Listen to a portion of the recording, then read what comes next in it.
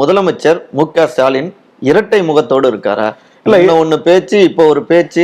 இல்ல, அதாவது தேர்தல் மக்களை சந்திப்பதற்கு முன்பு திராவிட முன்னேற்ற கழகம் எந்த நிலையில் இருந்ததோ, எந்தெந்த வாக்குறுதிகளை தந்ததோ அந்த நிலை கடைபிடிக்க வேண்டும், அந்த வாக்குறுதிகள் நிறைவேற்றப்பட வேண்டும் என்பதும் என்னை போன்றவர்களுடைய விருப்பம்.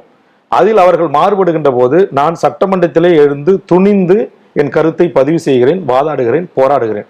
உதாரணத்திற்கு உங்களுக்கு தெரியும், இந்த 8 மணி நேரம் தொழிலாளர்களுக்கான வேலை வாய்ப்பு சட்டம் என்பது எத்தனை மணி நேரம் வேண்டுமானாலும் பெரும் நிறுவனங்கள் நினைத்தால் தொழிலாளர்களை வேலை வாங்கலாம் என்கிற ஒரு சட்ட திருத்தம்.